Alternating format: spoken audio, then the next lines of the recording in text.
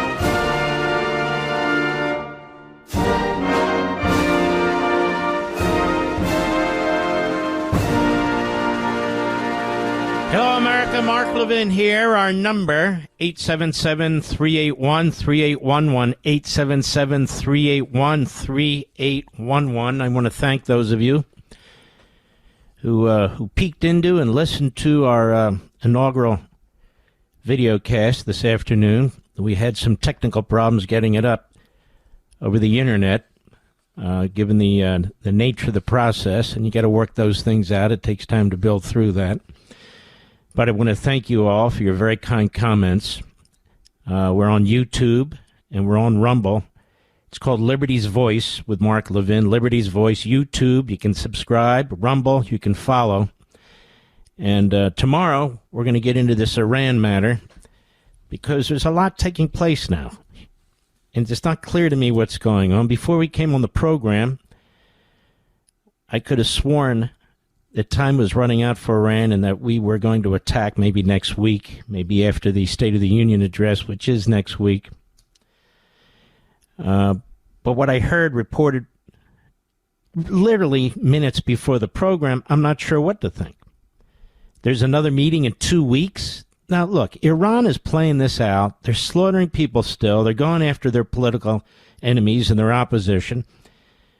There was a piece in the Jerusalem Post. They are further centralizing control in their police state, and then it is one of the issues raised is they'll make certain agreements if the sanctions are lifted. If the sanctions are lifted, the regime not only survives now but forever, and they will lie about whatever they agree to. That's what North Korea did. That is what they will do. They want the sanctions lifted so they can get more money into their system to build up their military, to harden the control of the Islamist Nazi regime there. Now, I don't happen to think the president's going to fall for that. I mean, that would be an Obama deal, and it'd be worse than an Obama deal given the proclamations and declarations the president and others made about, what is it now, almost 4 weeks ago? 5 weeks ago? 6 weeks ago? Then you read, we're sending 50 more fighter jets. 50 more. F-22s, F-35s, that's the top of the top.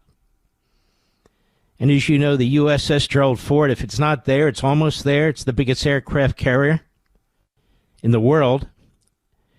Has the most planes. And, of course, it has ships that accompany it. So, honestly, we have enough firepower there now to blow aspects of that regime off the face of the earth. Nothing's easy. I get it. I really do. But a false deal is worse, far worse than no deal at all. We've seen where this winds up. And so I will continue to use my voice. I will continue to use this program, my Fox show. I will now continue to use my video podcast. to make the case for peace through strength. Peace through strength. That's YouTube, Liberty's Voice. You can subscribe. You should go there right now. Now it's a little quiet, see, because the program is airing, but it aired earlier. Or Rumble, another great site. You can follow there. It costs nothing. Those of you who aren't used to the internet should really consider, putting your toe in the water and seeing what it's like.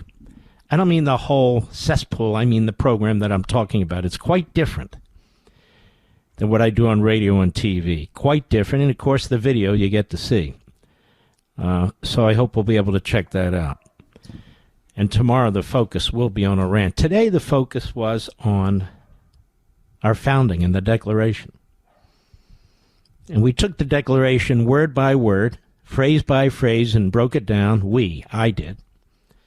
I gave some historical context and also explained how it is so unique, so inspiring, so fantastic how this nation was founded.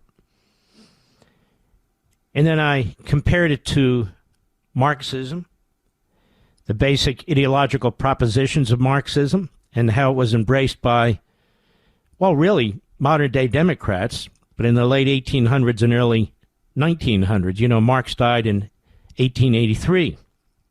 His so-called progressive movement, self-named, self-characterized, was, as I wrote in my book, American Marxism, the offspring of that, the Americanization of Marxism. It's not the same type of exactly Marxism that was preached by Marx himself, he being born in Germany and dying in London because they pushed him out of Germany. They wanted nothing to do with him. But we dug into a little bit of that, and we're going to dig into a lot of this. Because the American people, you all need to know exactly what's going on here. And when July 4th comes around and we're celebrating, you're going to be, I think, more patriotic and excited than ever before. You might say, I can't be more. I think you can. When you know just how fantastic and unique and rare and so forth this country really is, and how barbaric and primitive and inhumane Marxism and Islamism are. And we're going to take our time to go through all that. But Iran is key. And again, we'll do a deep dive tomorrow, but I want to do a dive too right now. As I pulled up these articles here, just give me 1 second. And then you'll see why, to me, there's some level of ambiguity. Now, you might say that's intentional, which it could be, or it might be that we're not sure which road to follow in the fork of the road. Could be that too. We have a piece here, Jerusalem Post. The U.S. sends over 50 fighter jets to Middle East in military buildup against Iran. We have another piece here that I'm going to read part of it to you a little bit. The plan Trump has already set in motion against Iran. Then we have the Associated Press. Iran fires missiles. Khomeini threatens to sink U.S. warship. Amid nuclear talks. Jerusalem Post. Iran's Khomeini threatens U.S. Navy. Suggests it could be hit so hard it cannot get up again. Another title, Iranian officials moving to consolidate power for a post-Khomeini era. New York Post, Iran closes ports of Strait of Hormuz for live-fire drills after Ayatollah taunts Trump. A lot going on. But this one piece I found intriguing through all the research I was doing today. The plan Trump has already set in motion against Iran. Let's take a look at that. We'll be right back. Mark Levin.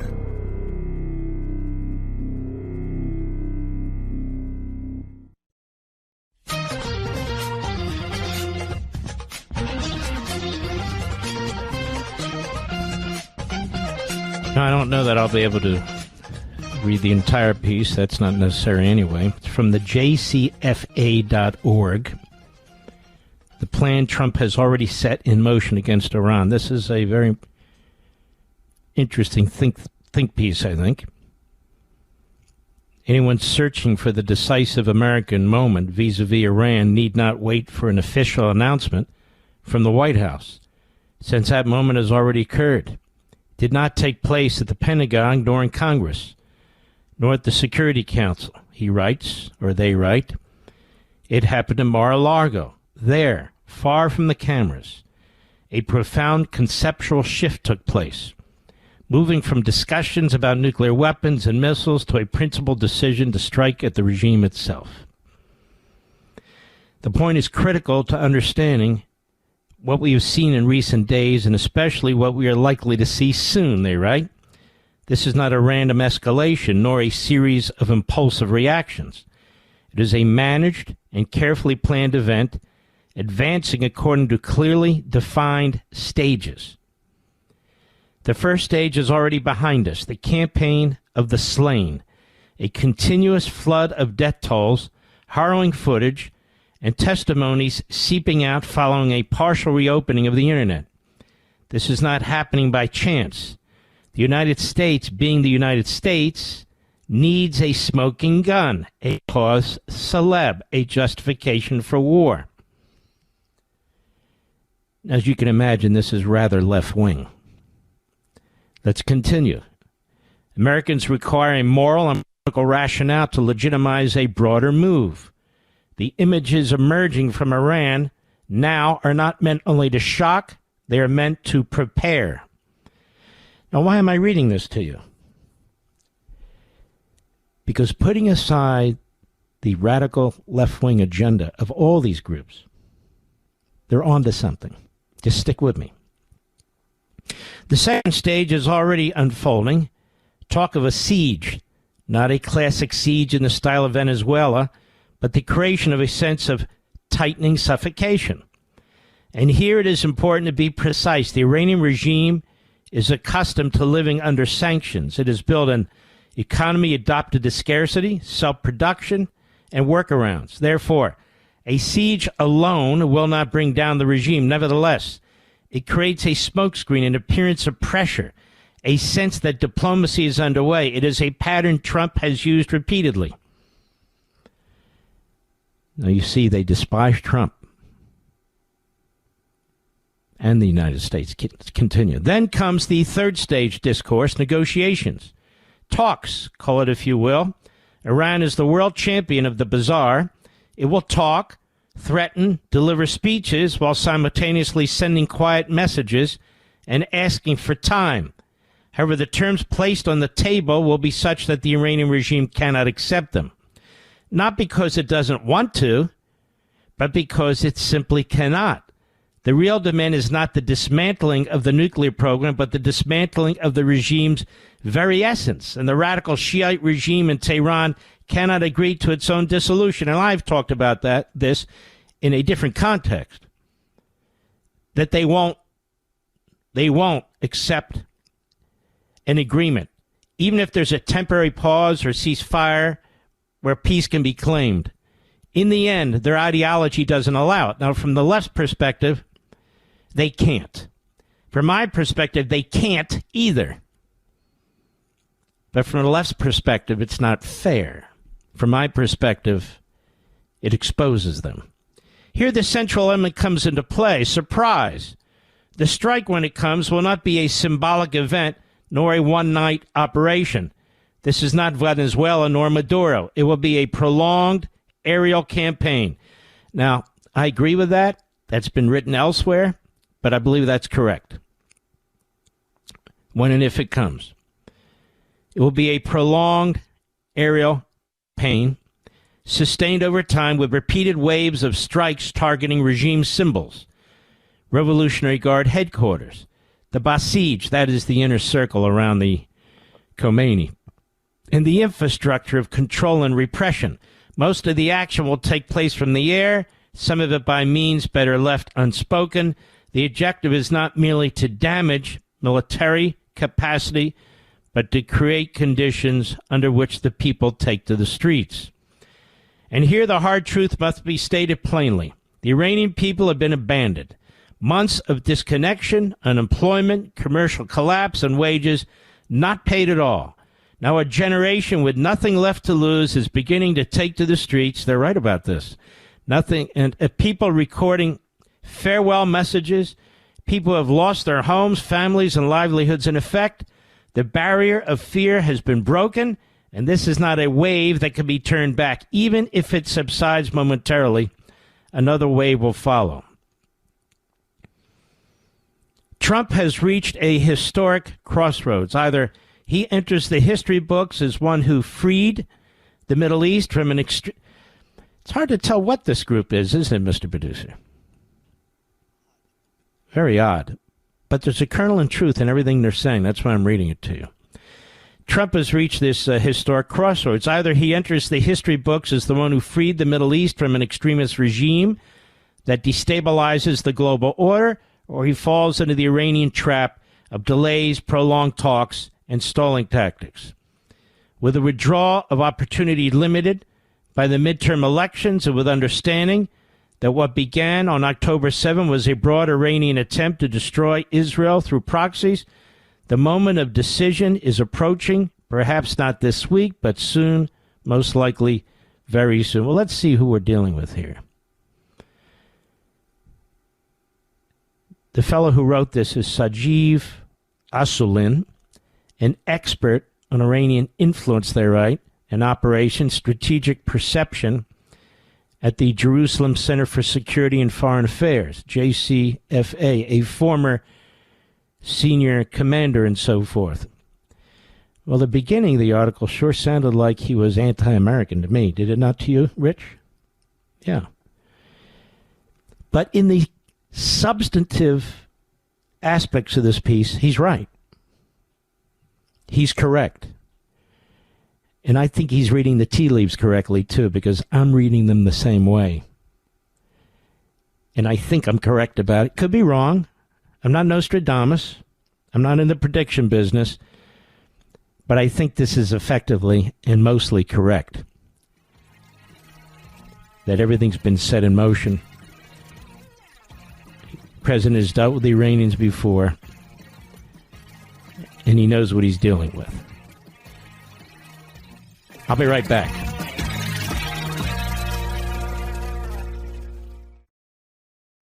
Mark Levin, tough as hell. That's why I like Mark Levin. And I'm not sure a lot of people like him. He's tough as hell. But I like him. I love him. Call in now. 877-381-3811.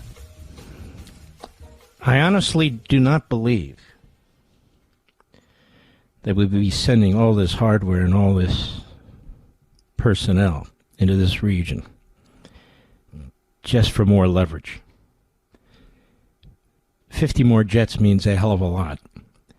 But in terms of leverage and a threat to Iran, I mean, you've got 2 aircraft carrier groups there. You've got bombers that aren't that far away and so forth and so on. 50 more jets is not going to tip the balance, I would imagine, one way or another in terms of leverage. In terms of military might, it certainly could. And I think that writer previous is certainly onto something. There's enough jets there to have wave after wave after wave of attack, multiple hits on the same sites. Then you have the Israelis with their Air Force. Same thing. The power would be overwhelming. You've got 2 of the strongest militaries on the face of the earth. Ours number 1, and the Israelis are up there in the top 5. Also, I think a lot of time has been spent trying to ensure that there's some significant level of a defensive missile structure. You know, after that 12-day war, as I'm reading about it, you know, the Israelis depleted a lot of their defensive missiles, their Iron Dome and so forth, and we did too, from our ships that were trying to handle the ballistic missiles. And so a shift of resources and having at least a significant inventory to defend is very important. Now, here's one of the things that I've been thinking about, and I'll share this with you. Let me know what you think. I don't know if the president's going to wait 2 more weeks to negotiate with these guys or not. But one of the ways that you can ensure that you are in a good defensive posture is by a fast, sudden, overwhelming strike. That doesn't mean the attack doesn't stops after 24, 48, 72 hours. What I'm talking about, you prioritize your targets as a matter of common sense.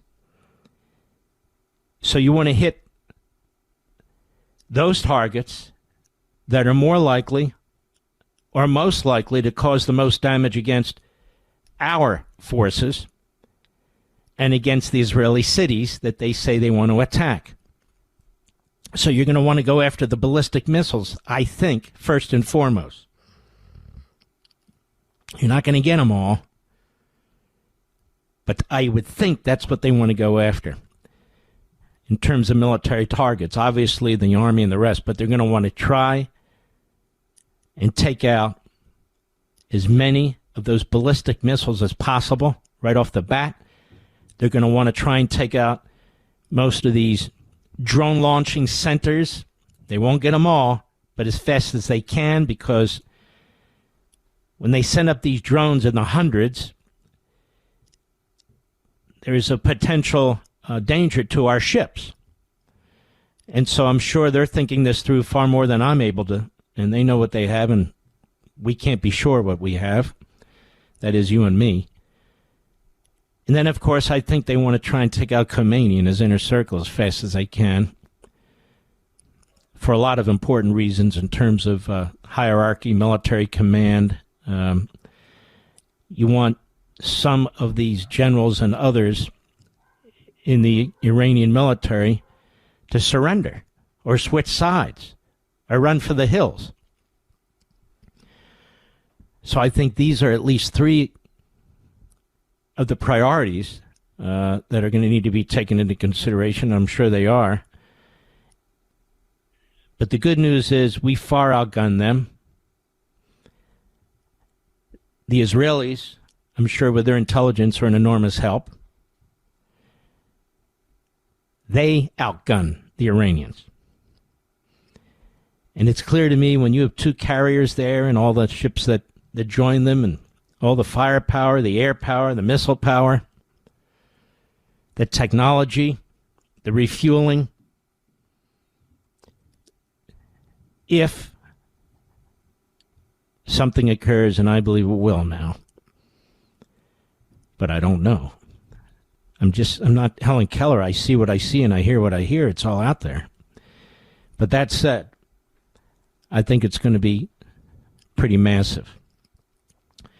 Now, I have no inside information, trust me on this, but knowing Donald Trump to the extent I know him, he would not enter into this wanting to lose. That's for sure. Not now, not ever.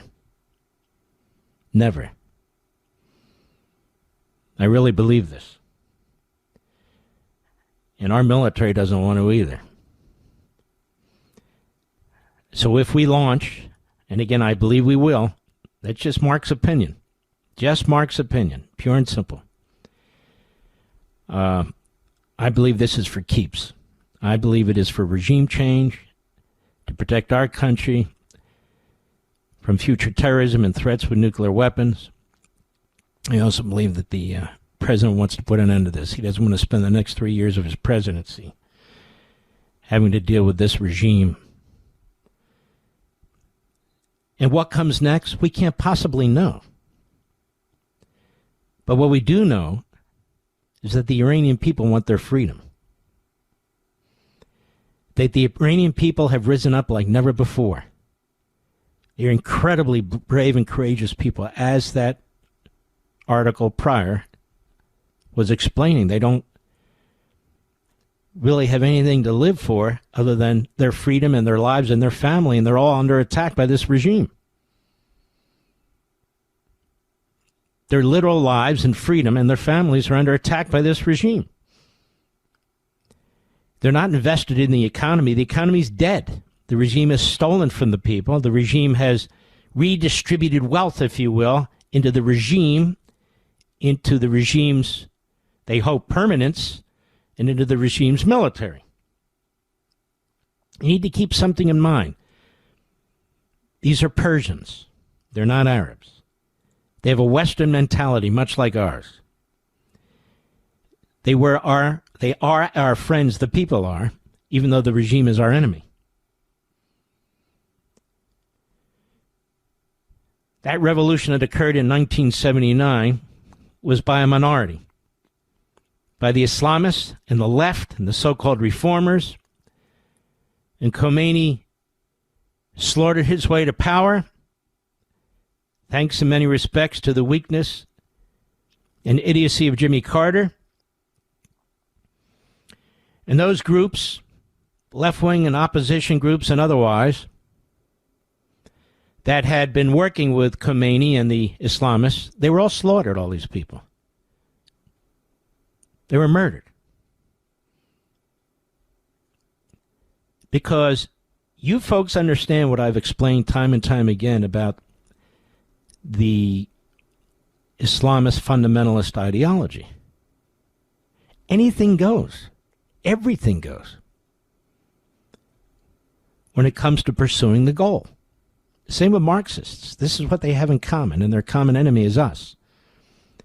But the Islamists have no intention of living with the Marxists in this country or any other country.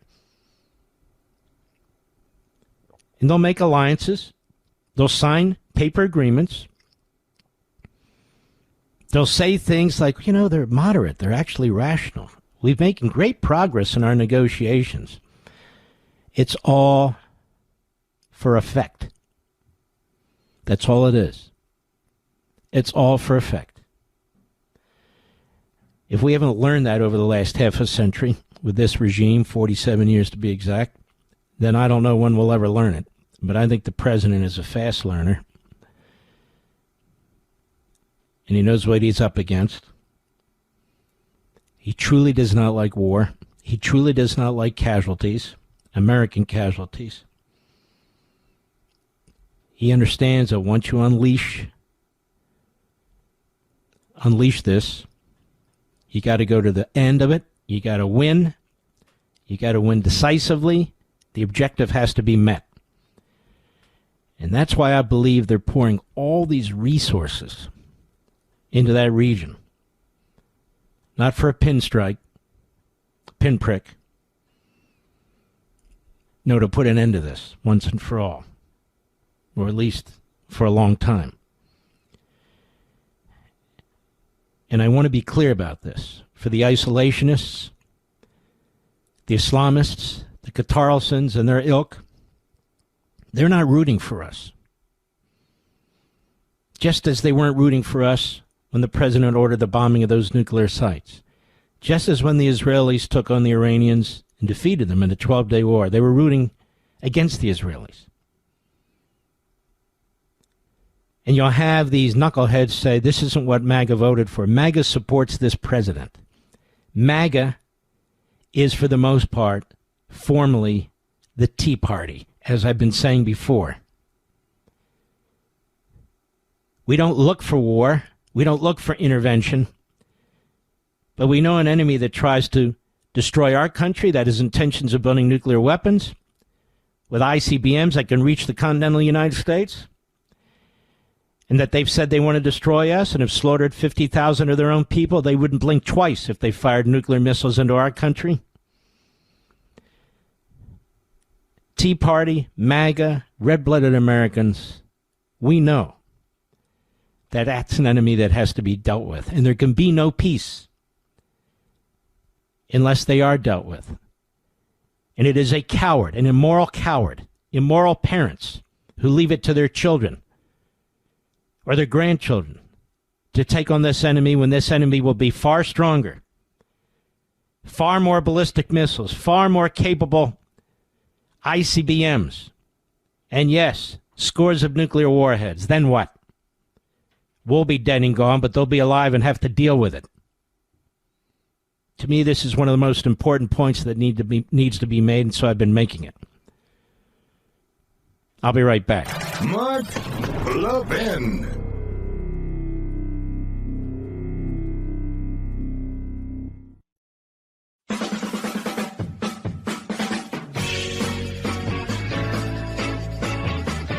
We've gone from Iran, and I want to go to sewage. Now, you might say, Mark, what does this have to do one with the other? Not very much, to be perfectly honest with you, but there's a big problem in the Potomac River between Virginia and Maryland and Washington. There is raw sewage leaking out of a 6-foot pipe on the Maryland side. Democrats create a sewage crisis, as they reported PJ Media, Catherine Salgado, then defund FEMA's cleanup. You got that? Got that, America? A Trump administration official is accusing Democrat mismanagement of causing the massive sewage pipe break and spill into the Potomac River, and the government workers who have to deal with the spill just got defunded, discourtesy of toilet-brained Democrats, they write. And the president is so concerned, he said, they're not even asking us for help. The Federal Emergency Management Agency, FEMA, is a subsidiary agency of the Department of Homeland Security, which Democrats just defunded. Leftist anti-ICE obsession consumes every other consideration, but FEMA has to deal with a massive sewage spill poisoning the waters of the river that runs through Maryland, Virginia, and Washington. Because if there's one thing that is always true of Democrats, it is they insist on creating catastrophes with their policies straight from the sewer and then making someone else clean up after them. And by the way, blaming conservatives, Republicans, and Donald Trump. Homeland Security Secretary Kristi Noem is thoroughly disgusted and furious that her agency has to address the crisis without paychecks. She said Democrats in Congress have shut down FEMA funding, leaving our hardworking employees to work without pay. Yet FEMA is now stepping in to coordinate cleanup of one of the largest raw sewage spills in American history, she posted on X yesterday. And WTOP Radio reported that millions of gallons of raw sewage are now in the river and that the ongoing health risks and the temporary or long-term environmental impacts are not perfectly clear. Well, don't eat any fish out of the Potomac. That would be my suggestion, you know, Mr. Producer. Here's the problem. The Potomac eventually leads out to the Atlantic Ocean. Now, if you think this amount and this kind of sewage is going to be easily dispersed, you're wrong. Noem certainly believes that Democrat incompetence is to blame for the spillage. She said thanks to gross mismanagement by Maryland's Democrat leaders, like the governor who wants to be president, that's me saying that, hundreds of millions of gallons of raw sewage, that would be human crap, has reportedly been dumped into the Potomac River, flowing straight through our nation's capital and endangering millions of people, wildlife, the entire D.C. region water supply, she said. There you go, the environmentalists, the Democrats. These people, they destroy and destroy and destroy. I'll be right back. This segment of the podcast is exclusively sponsored by Pure Talk. Pure Talk offers great coverage and can save your family money on your wireless bill every single month. Go to puretalk.com to find the plan that's right for you. Thank you again for listening, and thank you so much for this sponsorship, Pure Talk. He's here. He's here. Now, broadcasting from the underground command post, deep in the bowels of a hidden bunker, somewhere under the brick and steel of a nondescript building, we've once again made contact with our leader, Mark Levin. You know, ladies and gentlemen, there's certain things we conservatives expect from government. We don't expect a free handout. We don't expect it to do all the things that it's actually doing. We can live without 80, maybe 90% of what it does, but we expect our government, local, state, and federal, to protect us. That's why they have police powers, among other things. And we expect it when it runs a sewer system to ensure that the sewer doesn't pollute our rivers and lakes and our drinking water and the wildlife and our health when it's leaking millions of gallons of puke of crap, of human feces, like it is in Maryland, in the Potomac River, where it gets washed out eventually to the Atlantic Ocean. All these Democrats, let me be clear. Maryland is run 100% Democrat, D.C. 100% Democrat, Virginia now 100% Democrat, and all these counties and areas around the Potomac River, they can't even do the very, very basics. It's like that jerk Newsom in California. Can't get water to the fire hydrants? Lies about it, pretends he's on the phone when somebody's questioning him. And this jerk, they think is presidential material, or AOC, who's got the IQ of a kumquat. All these people are good at is gaining more and more control. Agitprop and propaganda. They're so full of crap, it's not even funny. You've got a 6-foot pipe. It's obviously not leaking feces. It's pouring feces into the Potomac River. Now, if any private company was doing that, all hell would break loose, and the Democrats would be screaming. Got it. I don't necessarily disagree. But when they're responsible for it, they yawn. It's as if nothing's happening. And then the National Democrats shut down FEMA. They don't fund FEMA. Why? Because they are defending, promoting illegal aliens who they refuse to deport. That's why. And the Democrats in Northern Virginia and Maryland and Washington, D.C. are too damn stupid to wise up. I would like to ask the Democrats, why do you move to Republican areas and ruin them? Why do you move to Republican areas, vote for Democrats who raise taxes, who regulate the hell out of small business and private property rights? You've already destroyed the place you came from. Now you go to another place and you destroy it. That's why I call you locusts. Because they don't want to personally pay high taxes, but they will vote for Democrats who will give them stuff. And then the high taxes come and then they move. They have no commitment to these communities.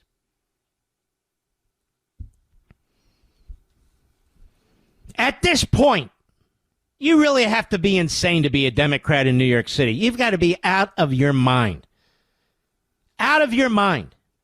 This Mondami, I'll get to him later. The stuff that this guy's doing, the people he's appointing,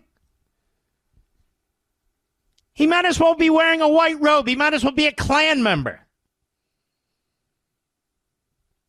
Puts on this phony front, and he knows exactly what he's doing. Tequifa.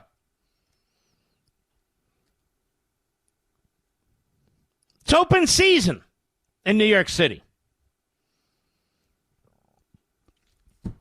Just pathetic. And he has in mind massive new taxes. Oh, yeah.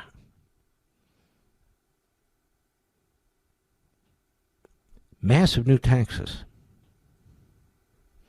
Gee, who could have guessed that? All of us? All of us? And many of these Democrats who voted for this, now they're going to leave. Maybe they'll go to Florida, Texas, Tennessee, or at least some moderate states like Pennsylvania, and then they'll screw them up. They'll vote the same damn way, and they'll screw them up.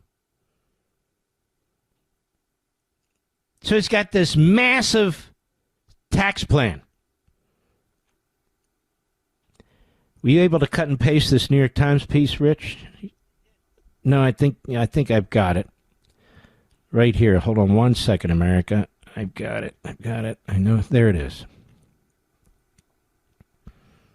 There it's not. You better resend it. Thank you. All right. I'm working without my laptop. I'm working off an iPhone. Have you ever tried that before? We have to go from page to page. It's annoying. But I'm here. I'm not leaving. There are worse things. Oh, here it is. Bear with me. We're live and national. No. Oh, there it is. Mondami threatens 9.5% property tax increase if a wealth tax is not passed. Affordability, anybody? And the Republicans are so stupid they don't know how to jump on this. All they'll do is like, that's a lot. What the hell is he doing? No! It's more than that. He's destroying the middle class. He's destroying homeowners. And a wealth tax? A wealth tax. Wait until they get their foot in the door on that one. Mayor Zoran Mondami today proposed to raise property tax rates in New York City by nearly 10%, a measure he is casting as a last resort to be deployed if he cannot persuade Governor Kathy Hochul to raise income taxes on the wealthy. I'm so sick of this Marxist claptrap on the wealthy. And the standard for wealthy continues to lower and lower and lower. And you're wealthy, you're going to get the hell out of there. 10%, it's not worth it. It's not worth the crime. It's not worth the calls to prayer now all throughout the city. It's just not worth it. You say, you know what? I'm rich. I'm getting the hell out of there. I'm going to go to Florida and see if I can get an oceanfront property and pay no income tax. You know, people aren't stupid. If they can leave a high tax area, a high crime area, an area in which they're not welcome, they're going to leave. Isn't that amazing? The suggested 9.5% property tax increase would affect more than 3 million single-family homes, co-ops and condos, and over 100,000 commercial buildings. I thought it was just for the rich, Mr. Producer. The budget plan, Mr. Mondami's first since becoming mayor, totals $127 billion for a city. I think the whole state of Florida is like $180 billion. It would take effect July 1, following revisions and negotiations with the city council. That's like the Marxists negotiating with the Leninists. That's an increase from the current $122 billion spending plan. So it's a $5 billion increase. Mondami, the city's newly elected Democratic Socialist mayor, he's a Marxist, said a tax increase is necessary to close a $5.4 billion fiscal gap that has been blamed on inaccurate budgeting from his predecessor, former Mayor Eric Adams. Eric Adams said he left Mr. Mondami with over $8 billion in reserves. If I had to trust somebody, it would be Adams over Mondami, I can tell you that. These Marxists, their accounting is always kind of screwy, you know. City budgets must, by law, be balanced. You see, folks, he wants this money for the free supermarkets to do his thing. That's what he wants. So he's a liar. Should Mr. Mondami carry through on his threat to increase property taxes, the measure would raise an additional $14.8 billion over 4 years, according to budget documents. No, it wouldn't. Property values will go down and people are going to get the hell out, assuming they can sell. Property taxes are the only taxes mayors can control without approval from Albany, though the city council would have to approve the increase. But the mayor made it clear he would rather persuade the governor, who's up for re-election this year, to increase income taxes on the city's highest earners. Now, who would that be? He has repeatedly called for a wealth tax, but recently signaled he would most likely skip a rally planned for February 25 at the state capitol in Albany to deepen that call. Oh. Earlier this week, Mondami received a major show of support from the governor, who announced an additional $1.5 billion of infusion of state funds into the city budget. Several hundred million of that funding came from shifting the cost of programs for public health and youth services from the city to the state. Surely they mean from the state to the city, I guess is what they're trying to say, but literacy is not what it used to be at the New York Slimes. The announcement comes as the mayor and governor attempt to deliver an ambitious state-funded expansion of the child care system. See, this isn't about covering any debt. This is about massive new spending by a state that's out of control. Spending's out of control. The police power, that is, regulatory power, is completely out of control. And by police power, I mean the regulatory bureaucratic power. God knows the police power is under attack. They have formed an unlikely partnership that Ms. Hochul, a centrist, she's not a centrist anymore. I don't know what she used to be. She used to be a mannequin, a dummy. Then she fell into that slot when Cuomo resigned. She's a moron, and she's no centrist. They formed an unlikely partnership. Hochul, a centrist, hopes will help to endear her to New York City's progressives. In other words, she's selling out. Tuesday, Ms. Hochul reiterated her commitment to New York City, their fiscal well-being, but said she would oppose raising property taxes. But he's only raising property taxes on the wealthiest New Yorkers, Mr. Producer. Like on all of them. Anyone who owns a single-family home, you're going to get screwed. They throw that propaganda around. You're going to get a condo, an apartment, 3 million single-family homes. Isn't that all the single-family homes in New York City? 3 million? What are there, 8 million people there? 3 million single-family homes are going to see massive increases in their property taxes. Single-family homes, co-ops, and condos, and over 100,000 commercial buildings, with little pizzerias and stuff like that. They're going to see a massive increase in property taxes that will be passed on to them. Has to be. For the little guy. So let me ask you,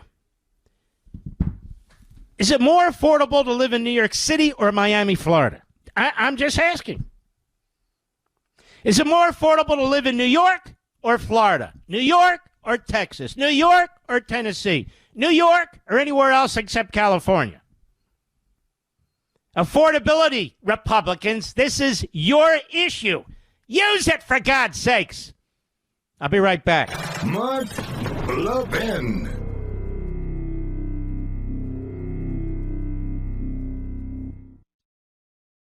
You know what Pure Talk's favorite holiday is? President's Day. Because they believe wireless service should only cost you a couple of presidents. Just a Jackson and a Lincoln, to be exact. For $25 a month, Pure Talk gives you unlimited talk, text, plenty of data. Now compare that to big wireless. They'd rather celebrate Benjamin Franklin Day so they can charge your family hundreds every month, and he wasn't even a president. That's not right. You deserve better. Pure Talk is an American wireless company that supports our veterans and invests in a U.S.-only customer service team. When you call, you're talking to someone right here at home. Pure Talk uses the same towers as the big carriers, so enjoy superior 5G coverage without the inflated price. Just $25 a month for talk, text, plenty of data, no contract, no cancellation fee. Don't wait any longer, folks. Go to puretalk.com/Levin, puretalk.com/Levin. You'll get 50% off your first month. Again, that's puretalk.com/Levin to make the switch to Pure Talk.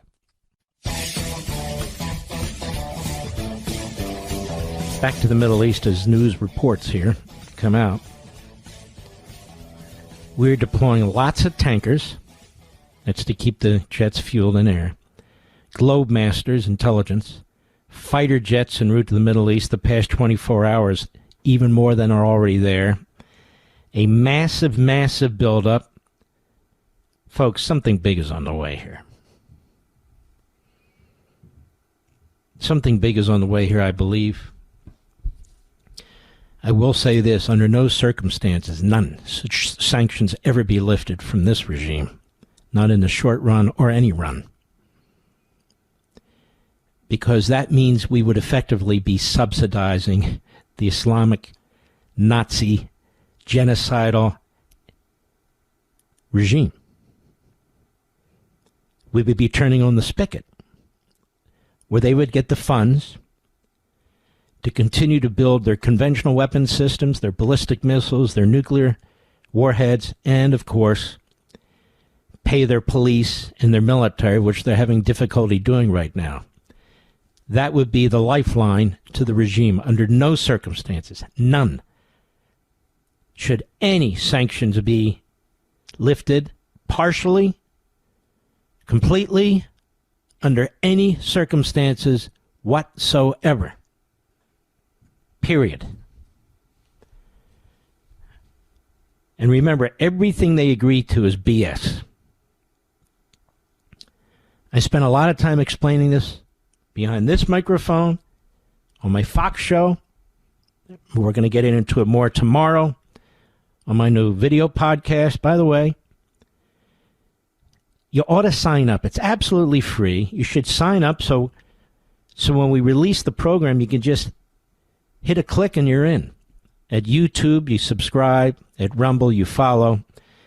It's at Liberty's Voice on YouTube. It's at Mark Levin Show on Rumble. It is that simple. We also have the links on all my social sites, on X and True Social and Getter, Rumble, everywhere else. So check it out. Now, look, here's the thing. I'm not going to do this Megyn Kelly crap with the F-bombs and just nasty, constant infighting. I'm not going to do the Bannon stuff. He's a fraud and a phony and a pervert, in my humble opinion. The Tucker stuff with his constant Jew hatred and Christian hatred and lying and deceit and platforming the worst of the worst. And Candace Owens, who's a clear head case. This format, the podcast or video podcast format, should not be left to the lowest of the lowlives to control. I refuse to believe that's what America wants. And so we are going to be cerebral, but we're going to have fun. We're going to talk about things that I believe matter. We'll have our history and philosophy and that sort of thing. And we're certainly going to talk about what I think is going to be war with Iran. It won't be a forever war. It'll be let's get this damn thing over with war. And I want to get into that tomorrow because this is like the biggest marquee issue that's out there while people are talking about other issues that are very important. Don't get me wrong. But this is, I think, the most important right now. Should we engage and should we not engage? And I want you people involved in engaging in what you believe. I'll be right back. You know what Pure Talk's favorite holiday is? President's Day. Because they believe wireless service should only cost you a couple of presidents. Just a Jackson and a Lincoln to be exact. For $25 a month, Pure Talk gives you unlimited talk, text, plenty of data. Now compare that to big wireless. They'd rather celebrate Benjamin Franklin Day so they can charge your family hundreds every month, and he wasn't even a president. That's not right. You deserve better. Pure Talk is an American wireless company that supports our veterans and invests in a U.S.-only customer service team. When you call, you're talking to someone right here at home. Pure Talk uses the same towers as the big carriers, so enjoy superior 5G coverage without the inflated price. Just $25 a month for talk, text, plenty of data, no contract, no cancellation fee. Don't wait any longer, folks. Go to puretalk.com/Levin, puretalk.com/Levin. You'll get 50% off your first month. Again, that's puretalk.com/Levin to make the switch to Pure Talk. Yes, it's true that Mark Levin is the fastest growing radio show in America. The Mark Levin Show is on at 877-381-3811. It's my view the economy is going to take off very soon. I told you about this several months ago. Everything's in place to do exactly that. The tax cuts are kicking in and will kick in. Been slashing regulatory controls, significant, probably a record reduction in federal government personnel. There's been an enormous amount of money coming in from the tariffs. And by the way, I've been thinking about this. Have you noticed the Supreme Court hasn't ruled on the tariff case yet? I'll tell you what I think that means in a moment. But I'm mentioning this because I think what the Democrats are going to try to do is now create scandals. If the economy's cooking like hell, they can't talk about affordability. They'll try. I remember when Bill Clinton was running against George H.W. Bush, who was president at the time, he kept talking about we're in a recession, we're in a recession, we're in a recession, and we weren't in a recession. But he said it enough times, and the media regurgitated it enough times that, you repeat a lie enough times and people believe it. That's the old saying, and it's true. And nobody's better at lying and repeating lies than the Democrats and their media. So why hasn't the Supreme Court ruled on the tariff case yet? One of two reasons. The court is divided into not just two, but maybe 3 or 4 groups of opinions. And so they're trying to cobble together a majority opinion. It could be that, or it could be they have a significant majority, but now they're trying to figure out how to write a rational opinion. It's a very complicated issue from a legal and policy perspective. Why? Because tariffs clearly are not just about taxes. Tariffs are also about foreign and national policy and national security. The president has used tariffs over and over again as a foreign policy tool for leverage. And so what's the court going to do? It's going to create a test on when it's foreign policy and when it's not. First of all, it can't. It won't work. Secondly, they don't want to get into that business. It's crazy. So you look at the Constitution, you have the power of the purse. Okay. Only Congress can lay taxes. But is that true? Is it true that only Congress can raise taxes? Then why do we have a massive federal bureaucracy that raises taxes all the time through regulations? And why is that constitutional? That's the executive branch.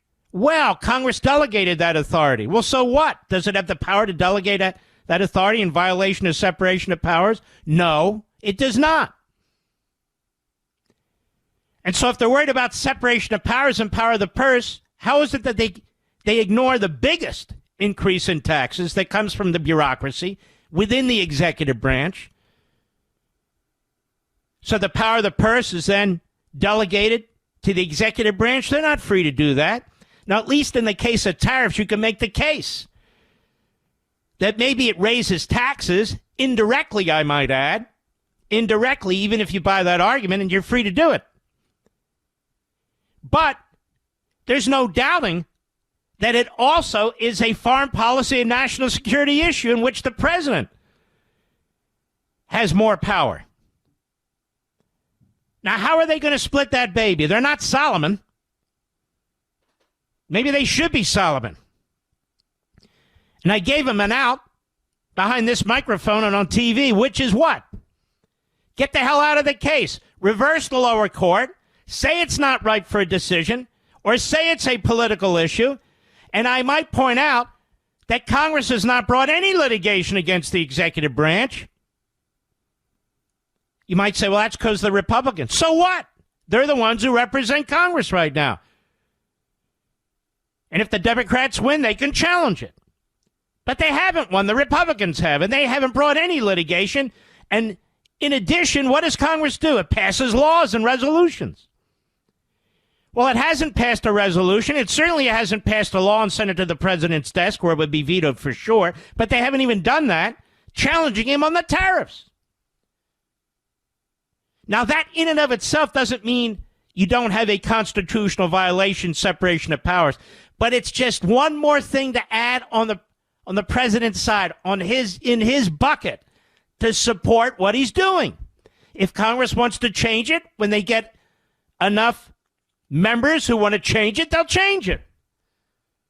But in and of itself, I would argue, it's not unconstitutional.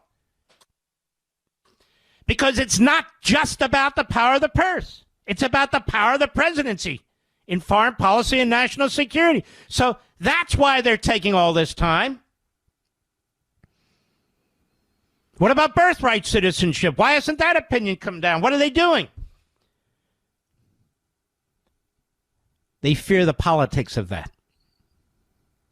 This is what I fear, that they're going to get a majority that upholds it. And what are they upholding? It's not in the Constitution. The Supreme Court decision in the late 1800s isn't even on point, really.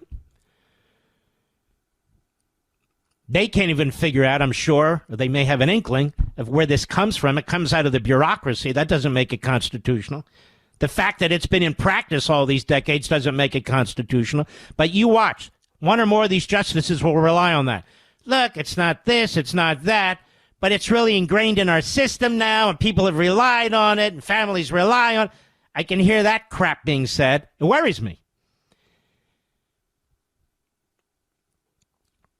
But I'm very worried about the concern about the safety of certain justices, the political attacks on certain justices, the ethics complaints against certain justices, because the Democrat Party does this.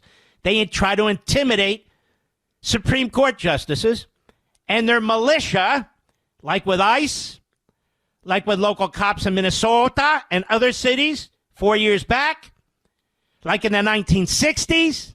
Oh, yeah. It's like they have a permanent militia that they'll go out there and do their thing. Now, who the hell else can handle two major Supreme Court issues in 5 minutes, Mr. Producer?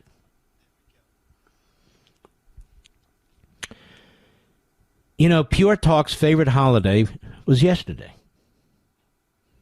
President's Day. Who's your favorite president, Mr. Producer? Donald Trump? How about Washington? And Lincoln. There'd be no America without Washington. There'd be really no America without Lincoln. Trump's a great president, there's no question. I've talked about James Polk as being a great president over the years, haven't I? One-term president, Democrat. Why?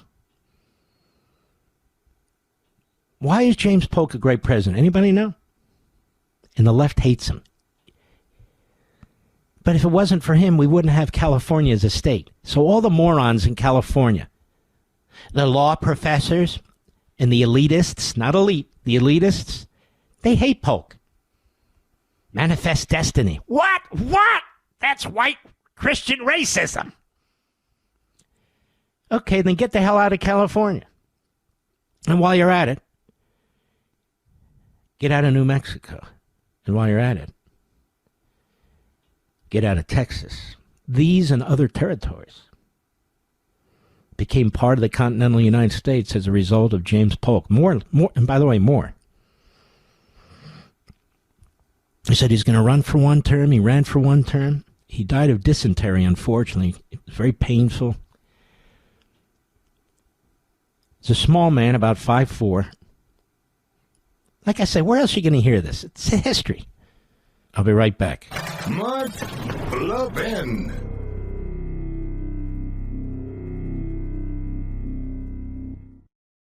You know what Pure Talk's favorite holiday is? President's Day. Because they believe wireless service should only cost you a couple of presidents. Just a Jackson and a Lincoln, to be exact. For $25 a month, Pure Talk gives you unlimited talk, text, plenty of data. Now compare that to big wireless. They'd rather celebrate Benjamin Franklin Day so they can charge your family hundreds every month, and he wasn't even a president. That's not right. You deserve better. Pure Talk is an American wireless company that supports our veterans and invests in a U.S.-only customer service team. When you call, you're talking to someone right here at home. Pure Talk uses the same towers as the big carriers, so enjoy superior 5G coverage without the inflated price. Just $25 a month for talk, text, plenty of data, no contract, no cancellation fee. Don't wait any longer, folks. Go to puretalk.com/Levin, puretalk.com/Levin. You'll get 50% off your first month. Again, that's puretalk.com/Levin to make the switch to Pure Talk. I know a lot of you are not used to the internet. Some of you are. It is really my goal to bring together audiences so we can build up our radio audience, build up our video podcast audience together. So we used to have these Levin surges. I want to do a Levin surge right now. So you're in early on. Go to YouTube and subscribe to Liberty's Voice. It's free, absolutely free. They don't harass you. They don't send you stuff. But you hit a click. Just hit a click anytime you want to listen to my brand new video podcast or see what I'm doing and so forth. Go to YouTube and subscribe to Liberty's Voice as a Levin surge. Or go to Rumble and follow The Mark Levin Show. It's so simple, even I can do it because I'm a techno idiot. But I feel the more people we bring into the video podcast, the more people we will bring to radio, the more of an army of patriots we can build before the midterm elections. This is my commitment. This is what I'm trying to do. And you're going to have a lot of fun, too. We need to build radio. We need to build the video podcast, particularly mine. And if we find out in 3, 4, 5 months nobody wants to do it, I won't do it. It's just like Fox, just like radio. But it's an entirely new and fresh enterprise. I think you're going to have a lot of fun, and you're going to learn a ton. A ton. So I want to encourage you, from sea to shining sea, on all of our affiliates. I want to grow our radio audience. I want to grow this video podcast because I believe they are linked, they overlap, thanks to you. So go to YouTube and subscribe to Liberty's Voice. It's that simple. Or go to Rumble and follow Liberty's Voice. We'll make this an official Levin surge. All of you folks at the dinner table or in your cars, on public transportation, maybe you're still at the office, maybe you're a police officer, firefighter, you're on duty, you're at the firehouse or the police station, or maybe you're in your cruiser. Let's do this. Let's do this. Let's not leave these formats to the reprobates, to the lowlives, to the people who hate America, who hate Christians, who hate Jews, who hate Trump. Let's do this. Let's show the whole world that we can have a program that is patriotic, that is pro-American, that you can be proud of without the F-bombs dropping, without smearing Christians and Jews, talking about our history, learning about our history and the 250th anniversary of our country. Let's do this, you and me, you Levinites, you patriots out there. Radio is the mothership. It's the aircraft carrier broadcasting for me. It's my great love. Without it, I wouldn't be on TV, and without it, I wouldn't be doing this video podcast that I've started. So that's the core. But you can build out so we can build the whole enterprise up. And the bigger we become, I'm convinced, the more influence we will have over the future of this nation. Many of you call and you say, what can we do? What can we do? This is what you can do. Show the world just by signing up that you want to defend our country and you're not going to put up with these attacks on the country, that you agree with my constitutional conservative message, that you agree with my love of our history, that you agree when I take on these reprobates, that you don't want the F-bomb dropped everywhere. You don't want your kids and your family to see some jerk smoking a joint on a video podcast like that's cool. But it's going to take you, the army of patriots and Levinites, to do this. I can't do it by myself. I'll put the effort in and the resources in, and my team will too. But it's to attract you. It's for you and your family ultimately. So I want to encourage you. At the break, Go to YouTube, subscribe to Liberty's Voice, or if you prefer, go to Rumble and follow Liberty's Voice. Some people do both, just depends. You follow at Mark Levin Show on Rumble, and on YouTube, you subscribe Liberty's Voice. It's that simple. And if you didn't catch it, I have it on all my platforms for you to check out, and our website, that mothership, is marklevinshow.com. We made it as simple as we can. We had a great lesson in the Declaration of Independence in our history today. And tomorrow we're going to have a great discussion about Iran that's going to affect your lives and the lives of so many other people. And that's just 2 shows. We're going to do 3 shows a week, 45 minutes a show. And I want you to join us because you're Levinites and you're patriots.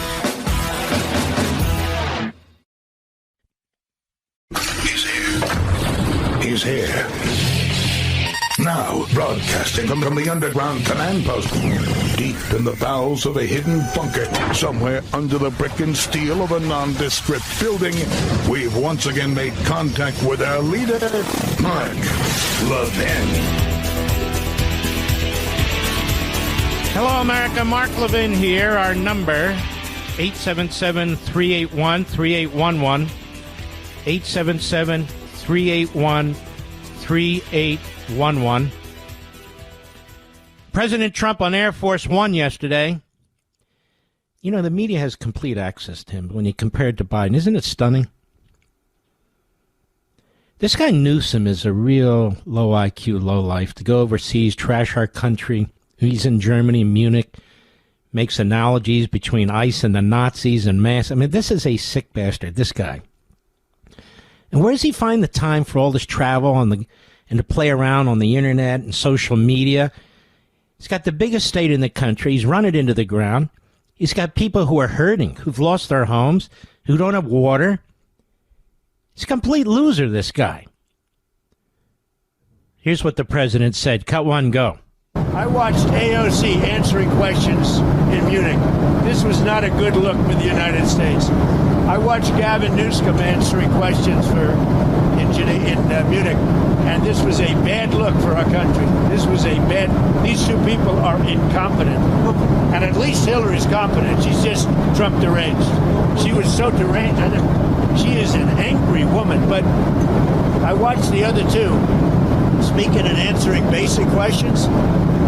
Look, Gavin has destroyed California, and AOC, I never heard her speak very much, and they started answering questions. She had no idea what was happening. She had no idea how to answer, very important questions concerning the world. But she can't answer questions concerning New York City either, because New York City is got some problems.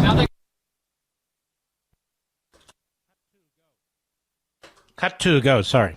What are you expecting from these Iran talks in Geneva tomorrow? So I'll be involved in those talks indirectly, and they'll be very important. We'll see what can happen. But typically, Iran's a very tough negotiator. They're good negotiators, or bad negotiators. I would say they're bad negotiators, because we could have had a deal instead of sending the B-2s in to knock out their nuclear potential. And we had to send the B-2s. I hope they're going to be more reasonable. They want to make a deal. Have you been told that a deal is next to impossible? No, I think they want to make a deal. I don't think they want the consequences of not making a deal. They want to make a deal. Well, they want to make a deal. They have a funny way of showing it. But remember, the real issue here, at least the initial issue, was the slaughter of the Iranian people. That's what caused the president to respond as he did. And we can never forget this. Genocide is not a secondary or tertiary issue. It is a primary issue. Genocide is a primary issue. Let's see here. Stick with me. And we're still debating voter ID. We're still debating. Why are we debating anything? Everybody knows the Democrat Party seeks to enshrine corruption. And then they say, There have never been any illegal votes. You can't prove fraud because fraud becomes legalized. What's illegal becomes legal. That's the main reason. Here's John Fetterman on Fox Business today. Cut 4, go. Well, there's a lot to unpack in this about the SAVE Act. And now it's not being a serious conversation because right now there's not a Democratic co-sponsor for that. And that's why, because that's necessary because of the filibuster. And that's also part of history to unpack. We, as all the Democrats, we wanted to eliminate the filibuster. We called to eliminate the filibuster. And now we find ourselves that we love it now. And that reminds people that the filibuster is important about bringing on the other parts of to have a conversation. And now for me, there's other parts of SAVE Act that's been problematic for Democrats. But for me as a Democrat, just fundamentally at the end of the day, showing basic ID to vote is a very reasonable idea. And I think 84% of Americans in the last polling from Pew supports that. Mm-hmm. 84%. Now, where does he stand on this shutdown of FEMA? Cut 5, go.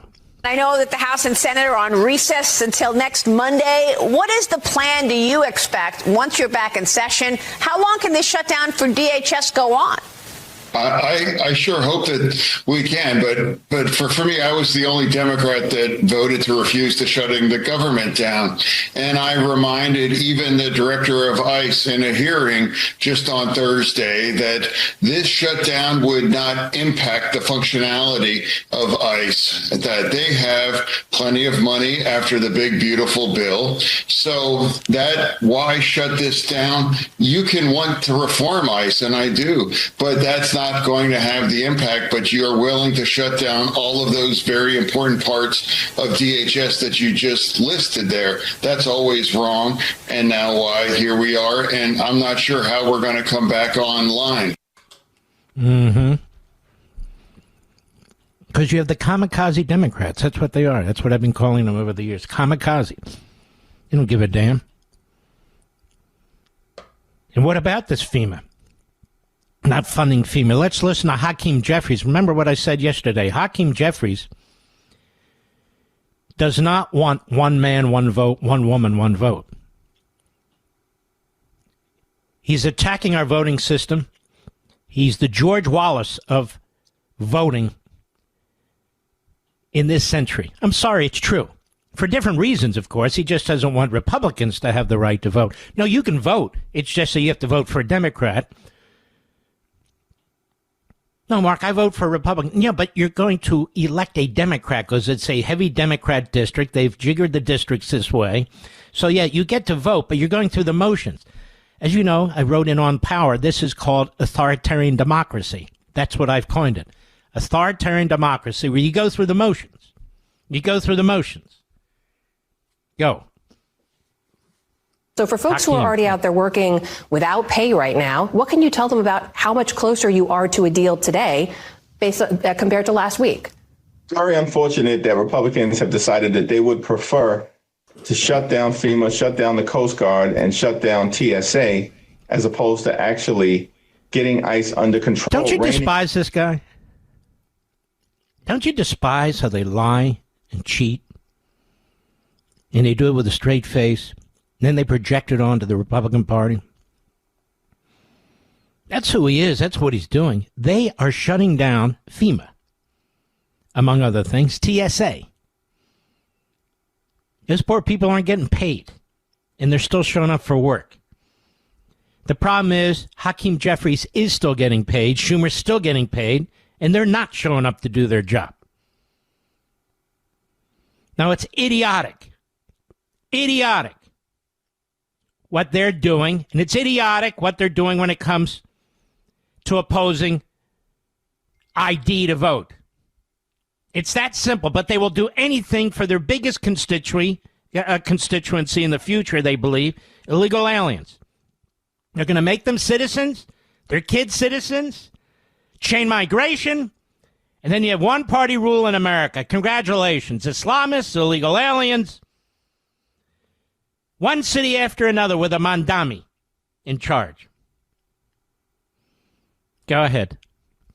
People know they have gone too far and ensure that ICE and CBP behave like every other law enforcement agency in the country. You've attacked every other law enforcement agency in the country. You've attacked the the New York Police Department, the NYPD. You've attacked the LA Police Department. In fact, when the Biden regime was in office and Meritless Garland was Attorney General, they were trashing one local police department after another, forcing them to sign these consent decrees, one after another.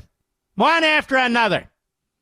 They hate law enforcement, except, of course, at Capitol Hill, where they have basically tank tracks and barriers and steel barriers that come out of the ground. Of course, they have the wonderful Capitol Police, who are great. They have metal detectors. They got all kinds of stuff. You got to have an ID. They only like people who protect them. People who protect you, that's a whole nother story. I'll be right back. Mark Levin.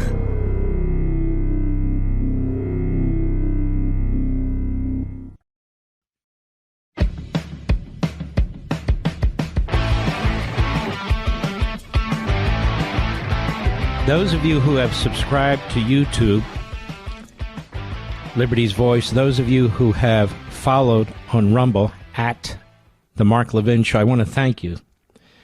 You're making a difference.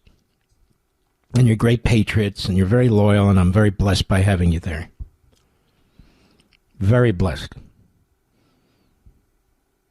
Hakeem Jeffries is getting worse and worse, don't you think, Rich? He's just such a liar. Such a liar. And this Mandami, we need to reform property taxes.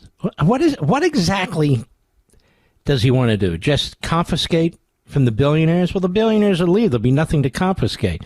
Look, this isn't how you build an economy. This isn't a serious person. He's seriously defective in his ideology. That's what he is. It's just crazy. President Trump, while on Air Force One yesterday, was asked about Epstein yet again. And he posted one of my posts. He reposted it on True Social. I said, look, all this stuff's been released. And what we learned is the president spoke to the sheriff in Palm Beach County and said, thank goodness you're getting this guy Epstein. Everybody knows about him. He's a big problem. Words to that effect. Now, when you're a lawyer, you're in a trial. Those words, that statement to the sheriff, which the sheriff can attest to, makes it utterly clear. Trump has nothing sinister, no sinister involvement here, none.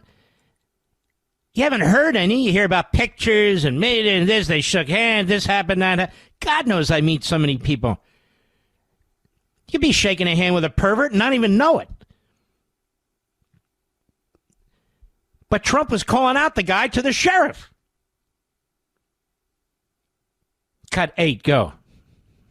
Excuse me, that would be cut 9, please. She and her husband are getting pulled into the Epstein matter to divert attention from you, and that your administration has something to hide. What's your response? I have nothing to hide. I've been exonerated. I have nothing to do with Jeffrey Epstein. They went in hoping that they'd find it and found just the opposite. I've been totally exonerated. In fact, Jeffrey Epstein was fighting that I don't get elected with some author, a sleazebag, by the way. And I've been totally exonerated. No, they're getting pulled in, and that's their problem. I don't know, they're going to have to see what happens. But I watched her in Munich, and she seriously has Trump derangement syndrome. Do you think she should publicly testify? I've been totally exonerated on Epstein, and it's really interesting because they've been pulled in. Think of it. They've been pulled in. Clinton and many other Democrats have been pulled in, yeah. Mm-hmm. Now watch Hillary. Now, of course, we all know Hillary's a long-time sleazeball. Cut 11, Mr. Producer, go. I think everybody should testify. Look, including the former prince. I think everybody should testify who is asked to testify. I just want it to be fair. I want everybody treated the same way. That's not true for my husband and me, because other witnesses were asked to testify. They gave written statements under oath. We offered that. They want to pull us. Why do they want to pull us into this? To divert attention from President Trump. This is not complicated. Well, to divert what attention from President Trump? You know, other than the Tucker Carlsons and Bannons who keep trying to pull Trump into this, which is pretty sick. Trump's not in this. Divert attention from President Trump. Ladies and gentlemen, do the media ever divert their attention from President Trump? I mean, what kind of a stupid comment is this? It's the usual pablum.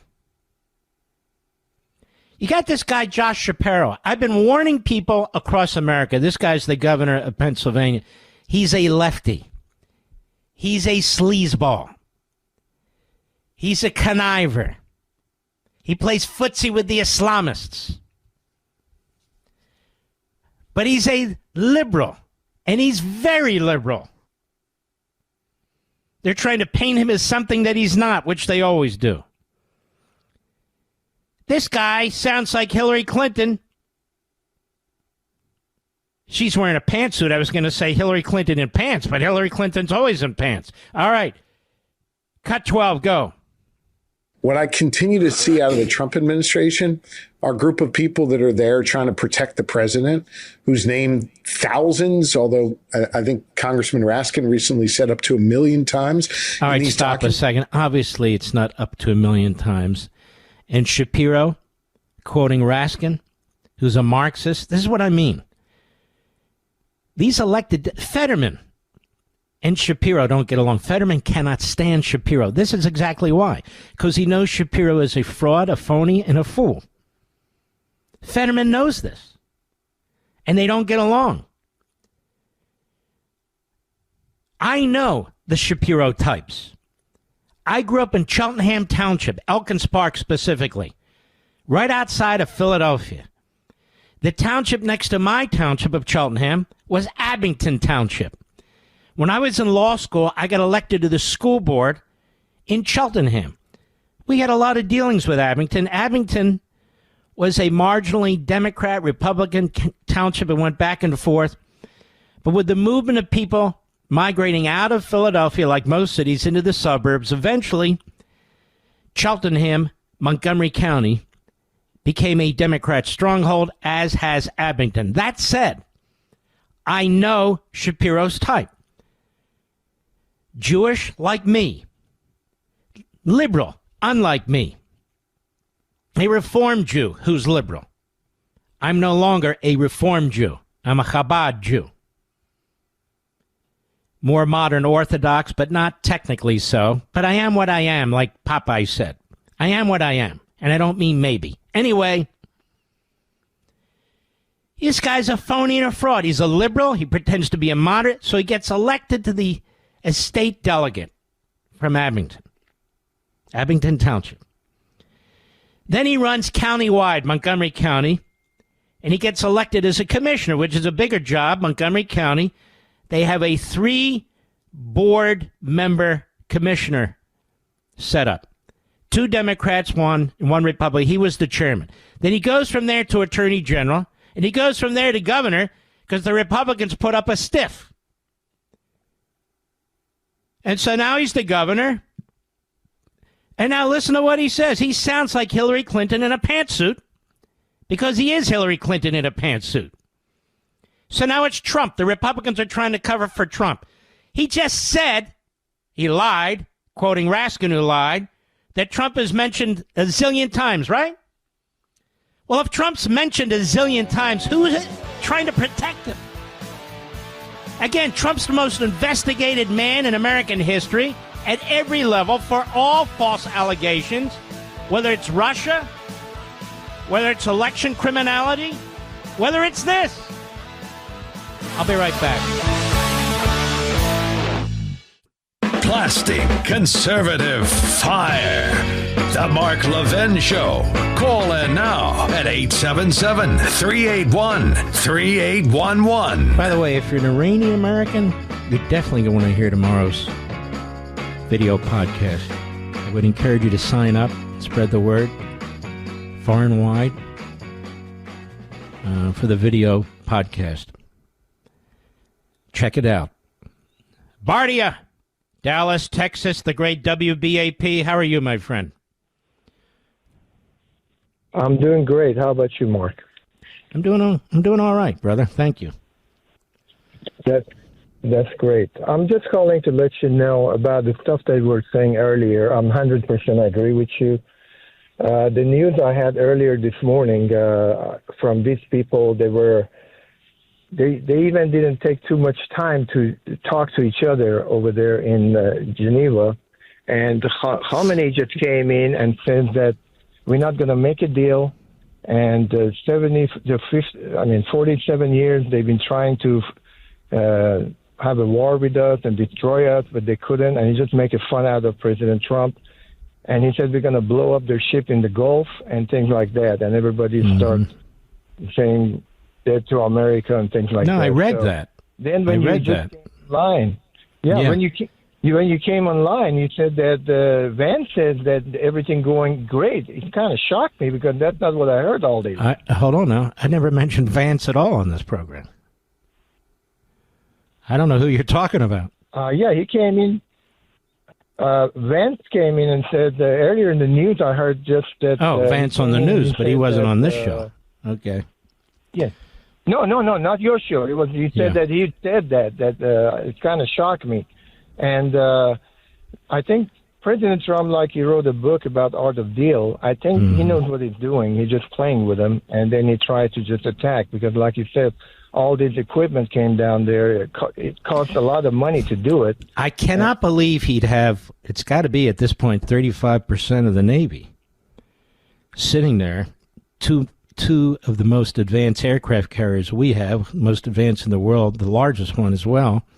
And now he's sending 50 more of our top fighter jets, F-22s and F-35s. He doesn't need any more military leverage, if that's what people are talking about. So what I'm sure of in this regard is if he pulls the trigger, he wants to make sure we win. He does not want to lose. And by win, I mean he wants to take that regime down. If there's a war to be had, I got to believe, and I believe when you have that kind of assets and those resources in the region, you're not looking at just taking out certain sites. You could have sent those bombers again in the middle of the night.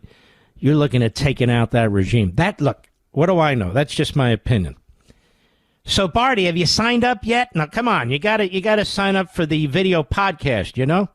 I signed up and I listened to you. I did that already, you. And I listened to it this morning. You're a good man. And also about another point that you were talking about putting a sanction on him.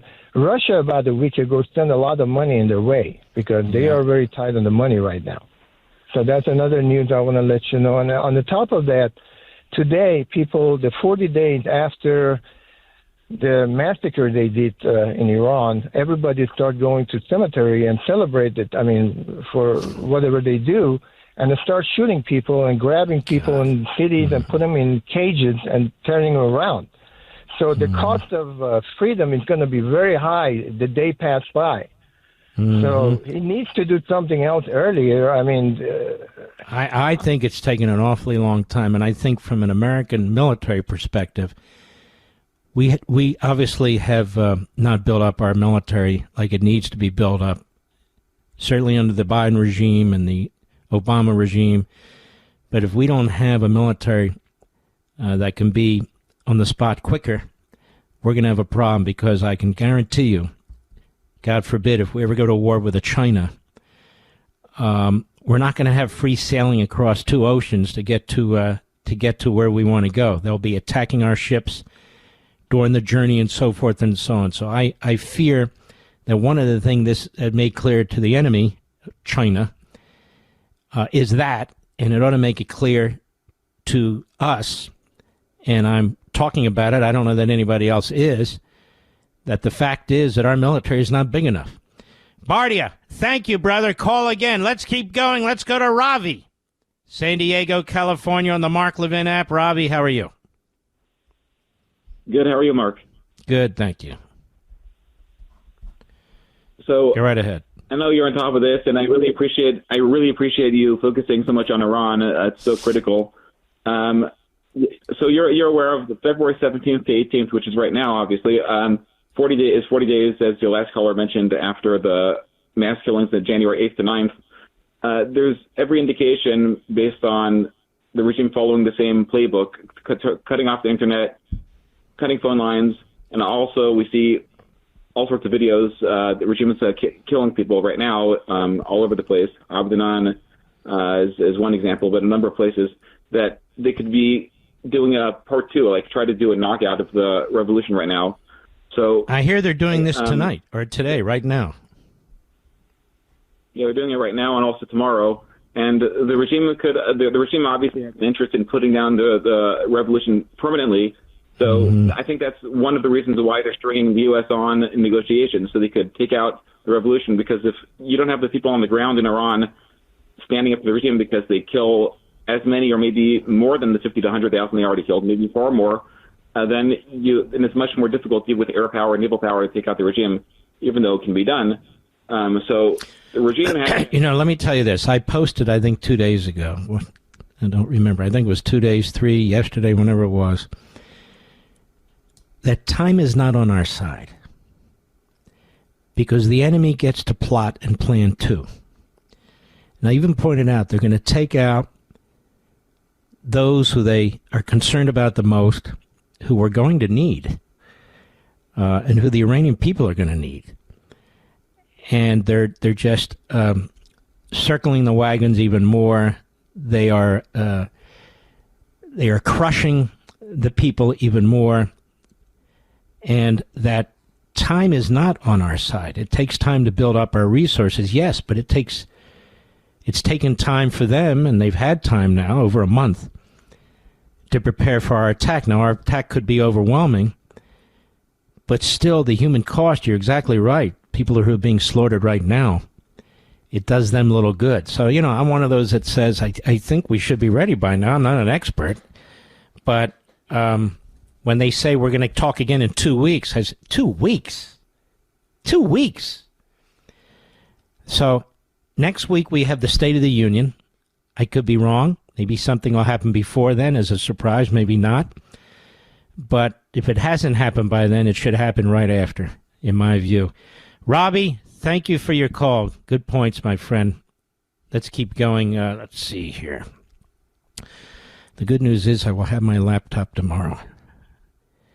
Let us go to CJ, Powhatan, Virginia, WMAL. Yes, go right sir. ahead. How are you, Mark? I'm good. How are you? Mark, that was close enough. No, it's not right. It's Powhatan. How do you pronounce it? Powhatan, like the Indians. Oh, for God's sakes. I never would have gotten that. Anyways, it's all good, brother. How you doing tonight? I'm all right, thank you. So it's how do you like your Democrat governor, your Democrat legislature? They're about to destroy the state. Can't stand it. Born and raised here, 61 years old, all my life. Got to put up with this crap. Excuse my language, but it's terrible. I call them godless B's and B's. You throw the word out there once in a while, but they're just terrible. So it's ironic, all the things there are to talk about in the country. They got crap coming now out of the Potomac River. You were mentioning earlier. Awful. Yeah. And it doesn't just go to the Atlantic Ocean. It comes all the way down or halfway down through the Chesapeake Bay. No, you're right. Into our crab, the oysters, the crabs. I'm not an oyster eater, but the crab, the Chesapeake Bay crabs that comes down alongside the bottom half of the Del Mar. CJ, remember how proud they were that they cleaned up the Chesapeake Bay, the environmentalists, how proud they were, and so now look what's going on. This is intolerable what they've done. So it's destroying the entire Chesapeake Bay, coming down through the crabberies, the oysters. Then it comes down into Newport News to our brave sailors and soldiers down there at the shipyard, and it dumps out right at Virginia Beach. So when it gets there, it's going to just sit on top of Virginia Beach, and then I guess it probably goes south along the coast if the tide, works it that way. But it's crazy what they'll allow to happen. And now they're blaming Trump. They shut down FEMA, CJ. They shut it down. So FEMA's trying to help. These people aren't being paid. They shut down FEMA because they're defending the illegal aliens and they don't want them deported. So they're trashing ICE. They're undermining FEMA. And by the way, the TSA. And these are the people who are supposed to be for government. They're not for government. They're for redistribution of wealth, centralized power. They're power hungry. And you're born in Virginia. And I never thought I'd see the day. I've lived in Virginia now. How many years? God, over half my life. And this used to be a vivid red state. Look what they've done to this state. And they're not done. They're just getting started. All right, my man. Thank you. Thank you for listening and don't forget, sign up. It's simple. On YouTube, you just subscribe to Liberty's Choice, Liberty's Voice, and by the way, Rumble's doing a great job. Liberty's Voice on YouTube, you subscribe, and on Rumble, you follow at Mark Levin Show. It's that simple. We'll be right back. Mark Levin.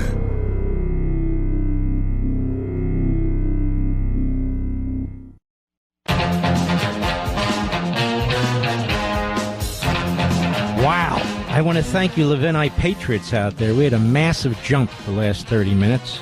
The number of subscribers to YouTube and the number of followers, particularly on Rumble. I'm just telling you now, I want to thank you. We're going to have great shows ahead for you. It's just 3 times a week, so you need to sign up quickly. Very easy to do. You go to YouTube and you just subscribe to Liberty's Voice, or you go to Rumble, which is doing a fantastic job, and you follow at The Mark Levin Show.